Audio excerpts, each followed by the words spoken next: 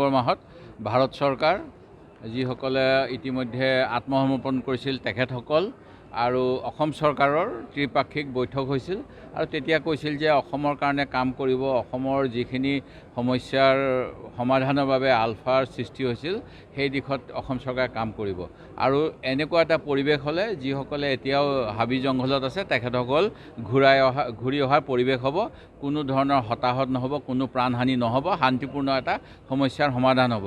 এই কথাখিনি কোৱাৰ দুবছৰৰ ভিতৰতে আলফাৰ শিবিৰত কালি আক্ৰমণ হৈছে আৰু কেইবাজনো নিহত হৈছে। এই ঘটনাটোৱে যি শান্তি প্ৰক্ৰিয়া এটা আৰম্ভ কৰিছিল 2023 চনত, এইটোক ব্যাঘাত জন্মাব নেকি?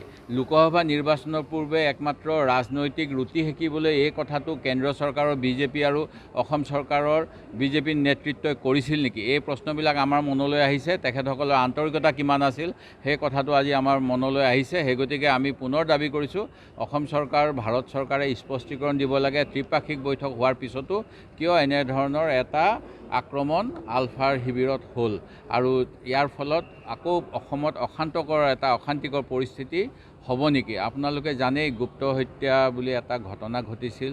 এইখিনি ঘটনা কেতিয়া হৈছিল সেই কথাখিনি জানে, কিন্তু কংগ্ৰেছ চৰকাৰে এনেকুৱা ঘটনা কৰিব বিচৰা নাছিল কাৰণে শান্তি প্ৰক্ৰিয়া কৰি অনুপ চেতিয়া আৰু অন্যান্যসকলক 90ৰ দশকতে প্ৰধানমন্ত্ৰীৰ লগত সাক্ষাৎ কৰাই দিছিল। সেই কথাবিলাক আমি পাহৰিব নিবিচাৰোঁ, কাৰণ ইতিহাসে তাত বহুতো শোকৰ কথা জড়িত থাকে।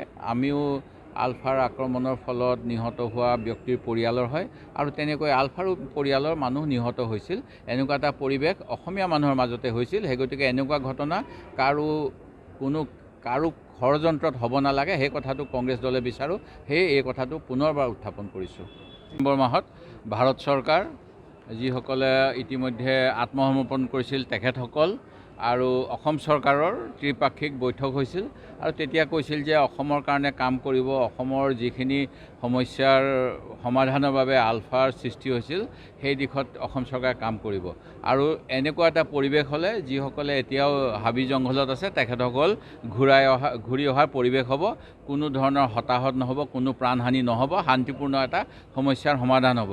এই কথাখিনি কোৱাৰ দুবছৰৰ ভিতৰতে আলফাৰ শিবিৰত কালি আক্ৰমণ হৈছে আৰু কেইবাজনো নিহত হৈছে। এই ঘটনাটোৱে যি শান্তি প্ৰক্ৰিয়া এটা আৰম্ভ কৰিছিল 2023 চনত, এইটোক ব্যাঘাত জন্মাব নেকি?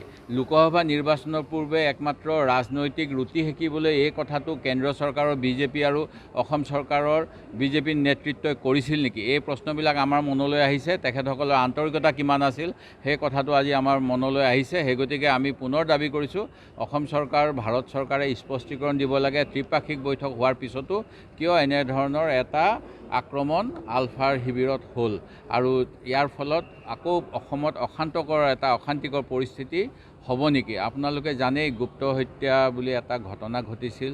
এইখিনি ঘটনা কেতিয়া হৈছিল সেই কথাখিনি জানে, কিন্তু কংগ্ৰেছ চৰকাৰে এনেকুৱা ঘটনা কৰিব বিচৰা নাছিল কাৰণে শান্তি প্ৰক্ৰিয়া কৰি অনুপ চেতিয়া আৰু অন্যান্যসকলক 90ৰ দশকতে প্ৰধানমন্ত্ৰীৰ লগত সাক্ষাৎ কৰাই দিছিল। সেই কথাবিলাক আমি পাহৰিব নিবিচাৰোঁ, কাৰণ ইতিহাসে তাত বহুতো শোকৰ কথা জড়িত থাকে। আমিও আলফাৰ আক্ৰমণৰ ফলত নিহত হোৱা ব্যক্তিৰ পৰিয়ালৰ হয় আৰু তেনেকৈ আলফাৰো পৰিয়ালৰ মানুহ নিহত হৈছিল। এনেকুৱা এটা পৰিৱেশ অসমীয়া মানুহৰ মাজতে হৈছিল। সেই গতিকে এনেকুৱা ঘটনা কাৰো ষড়যন্ত্ৰত হ'ব নালাগে, সেই কথাটো কংগ্ৰেছ দলে বিচাৰোঁ। সেয়ে এই কথাটো পুনৰবাৰ উত্থাপন কৰিছোঁ। যিকোনো খবৰৰ বাবে যোগাযোগ কৰক 7099017330 লগতে 7099017110 নম্বৰত।